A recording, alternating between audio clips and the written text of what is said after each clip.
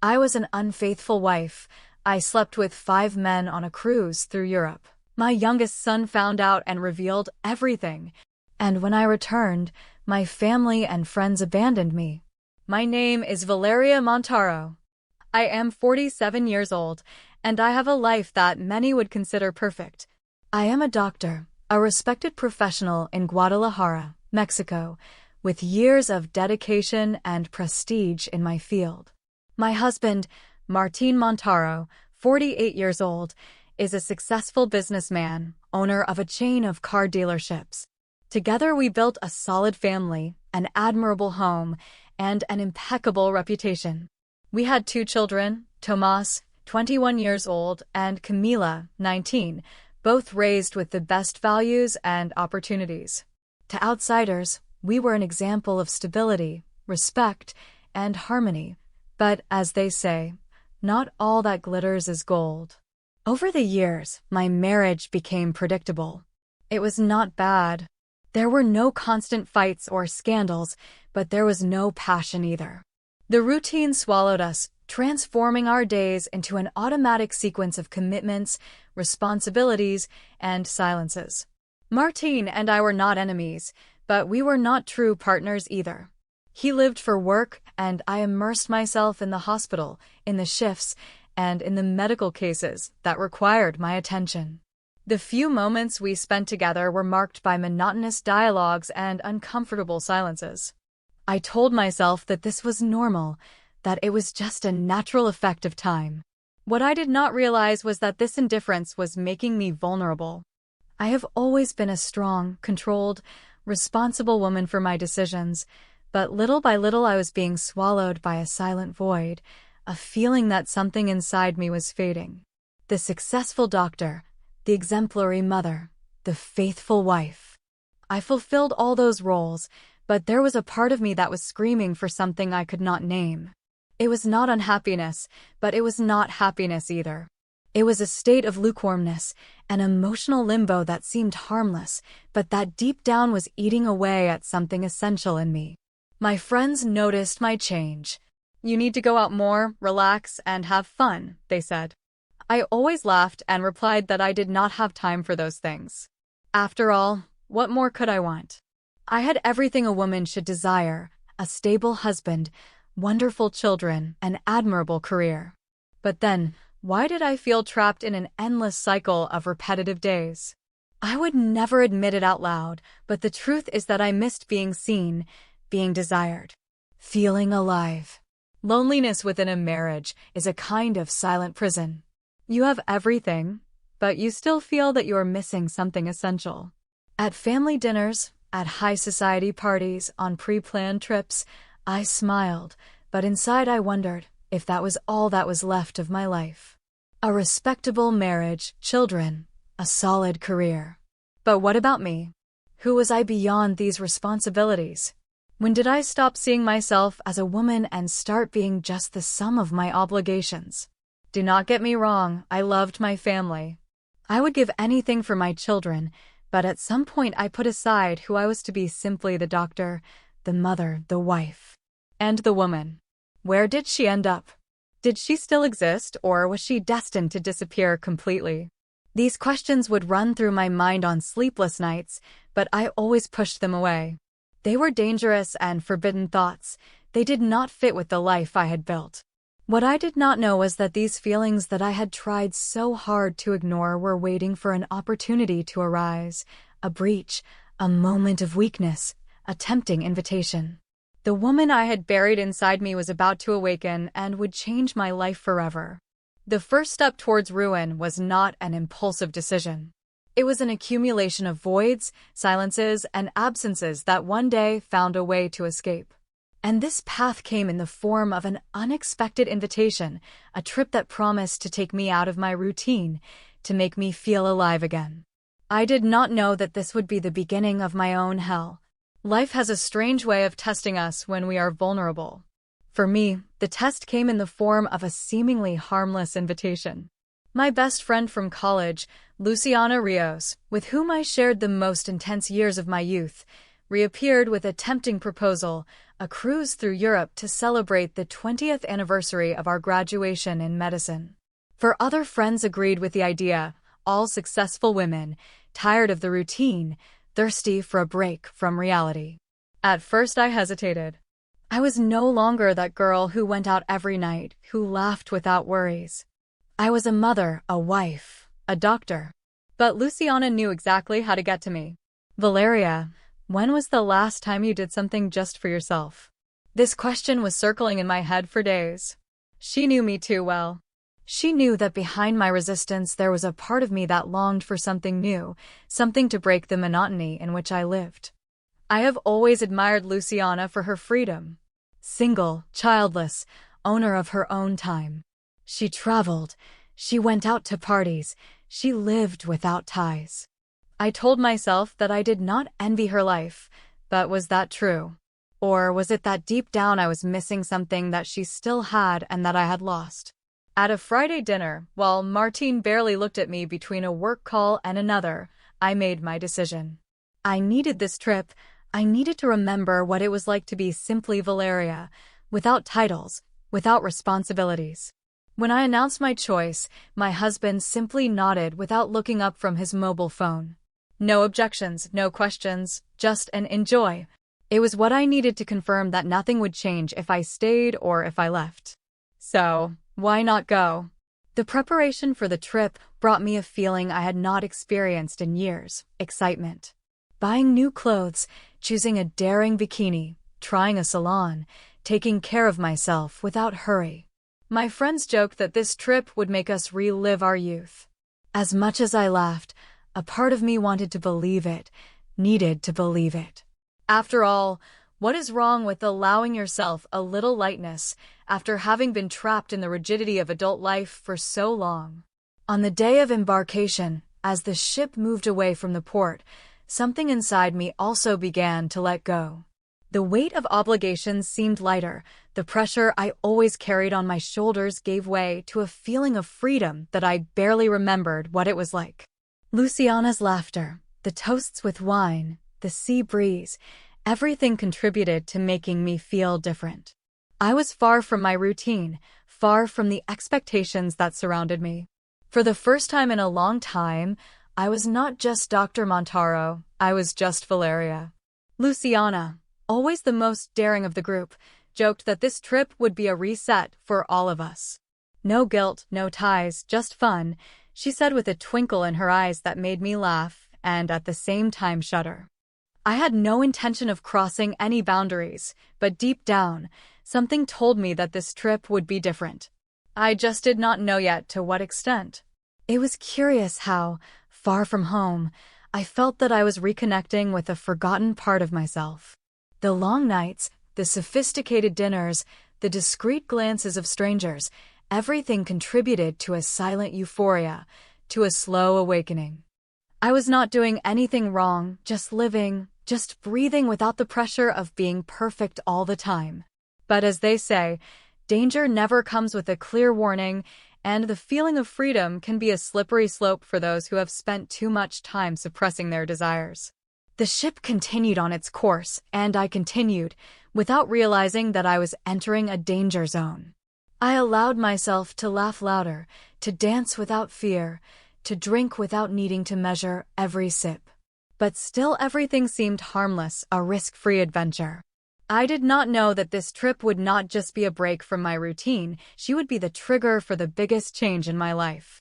In the first days of the cruise, everything seemed exactly as I expected: sightseeing, luxurious dinners, and endless conversations with my friends. The open sea, the wine, and the laughter created a perfect setting to forget, at least temporarily, the life I left behind. I felt different, lighter, as if I had left the weight of my routine on dry land.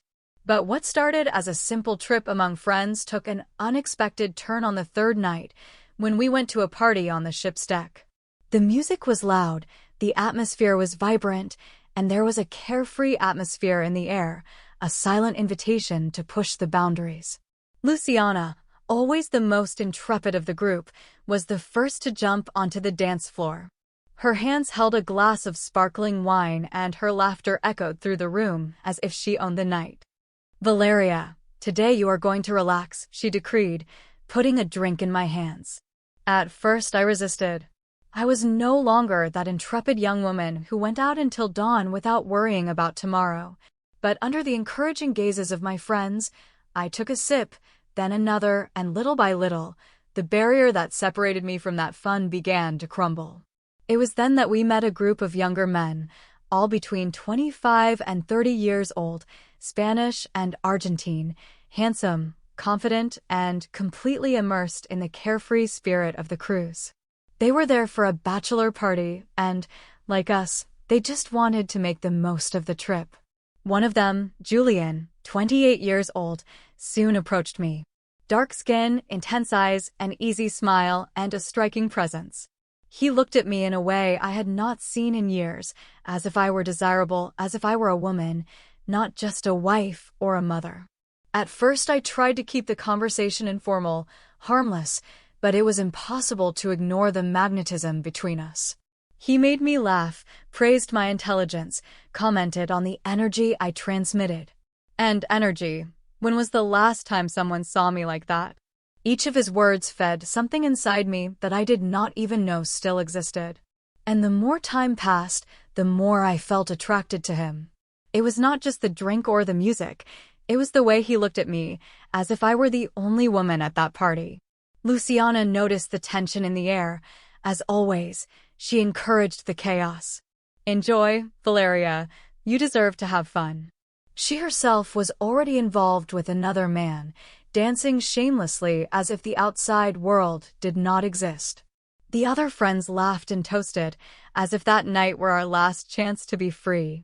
And at that moment, I began to wonder, would it really be so bad to allow myself to experience something different, just for one night? I wanted to believe that this was just a game, an innocent flirtation, something I had complete control over. But deep down, I knew I was playing with fire. Every smile, every look exchanged with Julian brought me closer to the edge between the faithful woman and the woman who wanted to feel, just for a moment, what it was like to be desired again. I convinced myself that there was no danger, that it was just a dance, a conversation, a fleeting moment. But the truth is that I had already crossed a line, even if I did not want to admit it. When Julian approached me and whispered something in my ear, I felt a shiver run down my spine. It was not just the drink, it was not just the environment, it was me. It was the desire that I had kept locked up for years, and that was now throbbing with force. "Shall we go somewhere quieter?" he asked, without hurry, without imposing, but with the confidence of someone who already knows the answer. And as much as my mind screamed at me to back away, my body had already made its decision. The night was not over yet, and I was about to make the biggest mistake of my life. The music was beating inside me like a call, adrenaline was coursing through my veins, and the alcohol clouded any glimmer of reason that remained. I felt alive, loose, different from everything I had been in recent years. I danced without shame, I laughed without fear, I flirted without limits. It was as if, for one night, I was allowed to exist outside the shackles of my perfect life. It was then that Julian got even closer, his eyes fixed on me, a silent invitation floating between us. "Shall we go to the cabin?" he asked with a confident smile. My heart raced, my mind hesitated, but then I looked at Luciana, who was already leaving with another man, and she just gave me an encouraging wink. "You deserve to have fun, Valeria." And it was at that moment that everything fell apart. It was not just Julian and me. Luciana joined me, and the 5 Spanish and Argentine friends accompanied us. The invitation to relax a little turned into a dangerous game. The cabin was spacious, luxurious, lit only by the dim light from the hallway and the promise of the forbidden. The atmosphere was charged with excitement, with a desire that was growing in the air, something intoxicating and uncontrollable. My body responded before my mind could process it. I should have backed away. I should have gotten out of there, but the feeling of being desired by so many men at once was like a drug. And that night, I let myself go completely. The touch of unknown hands, the warmth of skin against mine, the murmur of male voices around me, every detail of that night was etched in me like a mistake that could never be undone. Luciana and I surrendered to that moment of pure pleasure without thinking about tomorrow. There was no shame, no guilt, just the illusion of freedom, the breaking of a cycle of repression that I had endured for years. With every passing moment, I sank deeper into perdition, completely losing track of who I was and what it all meant. What was supposed to be a night of fun turned into something much more intense, more impulsive, more destructive. It was as if I were in a fever dream, a delirium where nothing mattered more than the thrill of that moment. Luciana laughed. She pulled me closer. She got excited. The men surrounded us, taking turns to interact with me and Luciana, sometimes two, sometimes three at the same time, while the others rested before coming back. It was as if we were in a private show, a movie where Luciana and I were the protagonists in a performance worthy of the best adult films. A dangerous game where there were no rules, only unbridled pleasure. My mind should have panicked, but it did not. I did not think about Martine. I did not think about my children. I did not think about the woman I had been my whole life. I simply existed in that moment, without past or future, just a gift that burned intense and unstoppable. The hours passed without me realizing it. When I finally fell exhausted onto the bed, the cabin was left in a heavy silence. Only labored breaths broke the dense air of the room. Reality began to return to me like a slowly rising tide, dragging with it the hangover of something I could not undo. My eyes went to Luciana, who smiled with satisfaction, as if this were just another adventure in her collection of daring stories. But for me, it was not just another night. I knew that something inside me had broken. The problem with crossing a line is that you are never the same person again. There, at that moment, I began to feel the first twinge of what would be an eternal weight. But I still did not understand the depth of the damage. I still did not know that that night would not be buried in the secret of that cabin. I thought that what happens on a cruise stays on the cruise, but what I did not know was that someone, in some corner of the room, had already started to record my mistake. It was not just giving in to desire. My mistake was believing there would be no consequences. The next morning came with a different weight. The glow of the previous night's excitement was no longer there. The hangover was not just from the alcohol, but from something much deeper, something that remained inside me like a silent warning that I had done something irreversible. The ship continued on its course and life around me went on as if nothing had happened. But inside my mind, an uneasiness began to settle. Luciana, carefree as always, laughed and talked about the night before as if it were just another adventure to add to her repertoire. I tried to keep up. I tried to pretend that everything was fine, but the strange feeling that something was wrong did not leave me alone. What I did not know was that unease was not paranoia, it was a premonition. In the early hours of the morning, while I was surrendering to unbridled desire, one of the men in the cabin, Ignacio, decided that experience should not be just a memory. He recorded everything, every touch, every laugh, every detail of the previous night was captured without me realizing it. It was not a private memory, it was evidence, a digital file of my greatest shame, about to get out of control. And the worst part, I had no idea this was happening. Ignacio did not keep the video to himself. At breakfast, while Luciana and I were idly talking about the day's trip, he sent the file to a friend who was not on the cruise.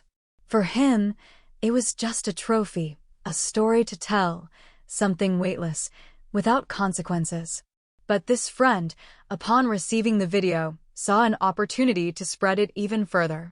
In a few clicks, the file was already circulating in a private group.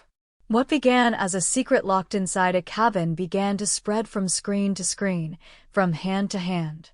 The hours passed without me suspecting anything. I was still enjoying the last days of the cruise, living with the illusion that this trip would be left behind when I returned home. But every minute, more people had access to my ruin. Some watched with curiosity, others shared with lewd comments. I felt something, A strange tension in the air, a different energy in the way people looked at me, as if they were waiting for something I did not know about. Discreet laughter, whispers when I passed by. The first sign came from a message Luciana received on her cell phone. She read it, frowned, and for the first time, seemed to lose her relaxed posture. "Valeria, we have a problem." The tone of her voice made my stomach churn. She showed me her phone and the world began to crumble before my eyes. The video was there, in a private group, being commented on and shared. My eyes scanned the screen, seeing the disgusting comments, the laughing emojis, the jokes about unfaithful wives. My fingers trembled, my heart raced. A visceral panic took hold of me. My mind screamed in denial. It could not be real. This cannot be happening to me. How did this get out of control? How is it possible that something that should have been locked behind four walls is now exposed to strangers? But what I did not know, and what I would soon discover, was that this video would not be shared only among strangers. In a few hours, it would reach someone who would destroy everything, my own son. I was still on the cruise when my life fell apart forever. While I was desperately trying to understand how this video had spread, it was already far beyond my control. The messages kept coming, the comments multiplied, and my heart sank deeper and deeper into despair. But nothing, absolutely nothing, could prepare me for what was about to happen. Because while I was still far from home, living the nightmare of knowing that my betrayal had been exposed to strangers, the worst was happening before my eyes without me knowing it. The video had reached my son, Tomas, my firstborn. He was at home when one of his friends sent him the file, accompanied by a brief and cruel message. "Dude, is not that your mom?" At first he thought it was a joke, a disaster, but when he opened the video and saw it, everything inside him broke. He saw every detail, every laugh, every touch, every act. He saw the woman who raised him, the mother he always respected, transform into someone unrecognizable before his eyes. The shock came first, then the anger, and finally, disgust. He could not believe it, he did not want to believe it, but the image was there, wide open on the cell phone screen, proving that it was real. Without hesitation, Tomas picked up the phone and called his father. Martin answered on the other end of the line, not knowing that his life was about to be destroyed in seconds. "Dad, you have to see this." Tomas's voice was cold, empty. He sent the video to Martin without saying anything else. On the other side, silence. No questions, no shouts, just the crushing weight of the truth settling like poison inside my husband. Martin watched the video to the end, without expressing any reaction. When he finished, he took a deep breath, closed his eyes for a moment, and without hesitation, made a decision. Tomas also showed the video to Camila, my daughter, my little girl, who always saw me as an example of strength and dignity. Her reaction was even worse than Tomas's. She screamed, she cried, she threw her cell phone against the wall. This cannot be true. This cannot be true. But it was. And at that moment, any respect, any admiration that my children had for me, died forever. There was no room for explanations, for regrets. What is done. Martin, always rational and calculating, did not shout, did not try to call me, did not give me a chance to argue. He knew there was nothing to discuss. The man who spent 20 years by my side decided that I did not even deserve the right to give an explanation. In a matter of hours, he had already started the divorce proceedings. He contacted lawyers and made the final decision. I would no longer have a place in that house. That same day, he changed the locks, canceled my credit cards, and arranged everything so that when I returned, I would find nothing but emptiness. My parents, who have always supported me in everything, received the news with a mixture of surprise and contempt. A daughter's betrayal is not just against her husband, but against the entire family. "You brought shame to our house," my father said, not even wanting to hear my voice. My mother, always protective, simply lowered her head, with no strength to defend me. There was no escape, my name, my reputation, Everything I had built over the years was irreversibly tarnished. And I was still on the cruise and had no idea what awaited me. I knew the video had been leaked. I knew it would be a scandal, but I had no idea. The flight back to Guadalajara felt endless. My chest was tight, my mind was spinning in chaos, and anxiety was devouring me from within. During the trip, I tried to think of explanations, of ways to control the damage, of how I would make Martine forgive me, how I would convince my children that that was not who I really was. But deep down, I knew that nothing would be enough. Still, I still had the naive hope that I could fix everything. I convinced myself that, despite the scandal, my family would not turn their backs on me completely. I was wrong. When the taxi stopped in front of my house, something seemed strange. The lights were off, the curtains were closed, and an unsettling silence filled the room. My heart raced when I tried to open the door and realized that my key no longer worked. Confused, I tried again. Nothing. The lock had been changed. My stomach churned. I took out my phone and called Martine, but the call went straight to voicemail. I tried Tomas, he called once, and, before I could speak, they blocked me. Camila did the same. A wave of desperation began to invade me. Panic took over my body. I ran to the garage, hoping to see Martine's car or my children's, but everything was empty. They were not there. I was alone. I took my phone and started calling everyone who could help me, my friends on the cruise, my colleagues at the hospital, even my parents. But one by one, they all ignored my calls. The reality began to form before me like a growing and terrifying shadow. I had been erased, expelled, discarded, as if I had never been part of that family. My breathing became heavy, my eyes burned. I wanted to believe there was an explanation, that it was all just a misunderstanding. But then, my gaze fell on an envelope taped to the door. My hands trembled as I opened it. Inside, a document, the divorce petition, cold, direct, already signed by Martine. Next to it, a brief note handwritten with my husband's firm hand. "You are no longer welcome here. Take your things and disappear." I felt my legs give way. The weight of those words hit me like a blow to the chest. They were not there to shout at me, to confront me. They simply erased me from their lives. No scandals, no confrontations, just a clean, surgical cut, as if I were a tumor that needed to be removed without consideration. And the pain of that rejection was much worse than any shout or accusation. My eyes filled with tears as I tried to process the situation. I sat on the doorstep, not knowing where to go. I, who spent my life building a house, a family, a career, now had nothing left. The respectable woman, the devoted mother, the loyal wife, all of that had been destroyed in a single night. And now I was nothing more than a stranger, an ex-wife, an unwanted mother, a public disgrace. The neighborhood already knew. I could feel the curious eyes behind the curtains. Some people passed by on the street and whispered. Some even held back laughter. The scandal had already spread, and I had become the talk of the town. The prestigious doctor who lost everything because of a night of pleasure. The humiliation burned inside me, an unbearable pain. But it was not just shame, it was the brutal awareness that I had become exactly what I feared most, a woman without a home, without a family, without anyone. Night fell and I was still there, sitting in front of my own house, where I lived for 20 years, with nowhere to go. The weight of loneliness was suffocating me. I wanted to scream, to cry, to beg, but there was no one else to listen.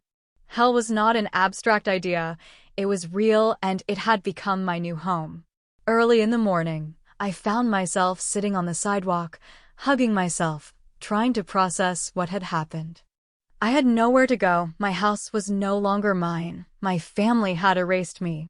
The people I called friends did not even answer my calls.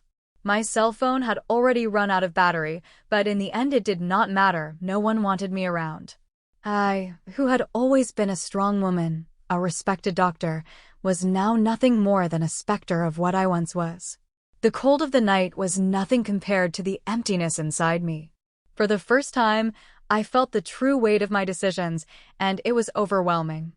The next day, I forced myself to get up and find a place to stay. I went to my parents' house, still harboring a childish hope that they would at least give me shelter. But as soon as I knocked on the door, my father appeared and looked at me as if I were a stranger. His face was marked with contempt. "We cannot help you, Valeria. You have shamed our family. You had better leave." My mother was there, behind him, with tearful eyes, but with no courage to say anything. The door closed in my face, and at that moment I understood. I had no one else. Homeless, moneyless, and without support, I was forced to find a cheap hotel to spend the night. Martin had blocked my access to my bank accounts, canceled all my cards, and even sold the car that was in my name. He not only kicked me out of the house, but he also made sure I had no comfort when I fell. He wanted me to feel firsthand what it was like to lose everything. And I felt it. I spent the next few days wandering around the city, avoiding familiar gazes, trying to ignore the whispers and muffled laughter. At the hospital where I had worked for years, patients began to avoid me. Colleagues, once so cordial, now looked away. I was a walking scandal. The emotional cost soon began to affect my health. I could not sleep, I could not eat.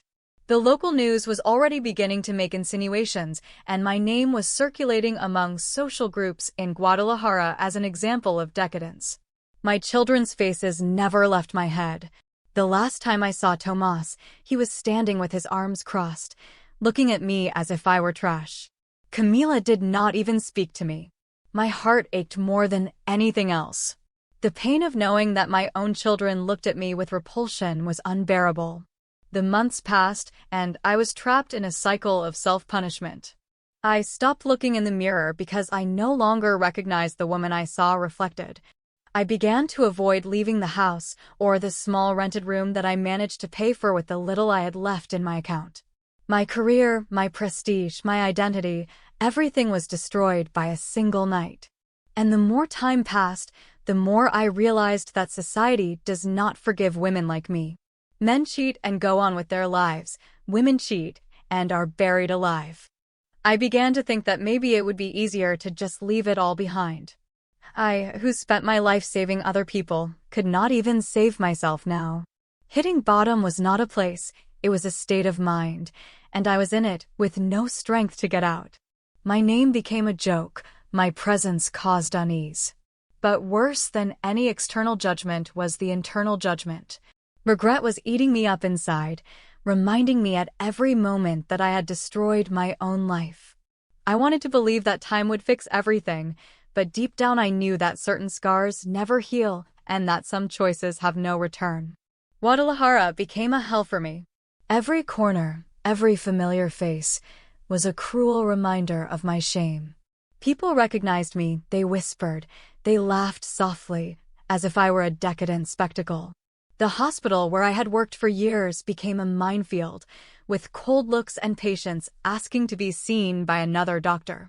There was no longer a place for me there. I needed to disappear. So, without goodbyes, without concrete plans, I chose a place where no one would know who I was, a small town in the countryside, far from everything and everyone. There I got a job in a modest clinic and earned a fraction of what I used to earn. My apartment was small, without any luxury, a reflection of my new life. The woman I once was, the respected doctor, the wife of an influential businessman, the admired mother, has ceased to exist. Now I was just a shadow, living in anonymity, trying to survive the weight of my own guilt. The nights were lonely and the silence unbearable. And even far from everything, I could not escape from myself. I tried to contact Tomas and Camila. There were countless messages, attempts to call, pleas for forgiveness. Tomas never answered. Camila, after months of silence, said exactly what I feared most: "I will never forgive you." Reading those words was like feeling a knife pierce my chest. My children not only hated me, they wanted to erase me from their lives. I was no longer their mother. I was just a mistake they refused to remember. And that was a pain that not even time could alleviate. The days passed, then the months, and everything around me moved on. My ex-husband rebuilt his life. My children continued on their journeys. My family erased me completely. I looked for news about them on the internet. I saw happy photos. I saw the world go on without me.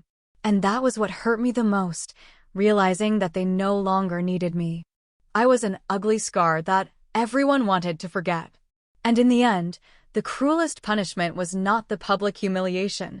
It was not the loss of money, home, or career. It was realizing that I would never get my family back.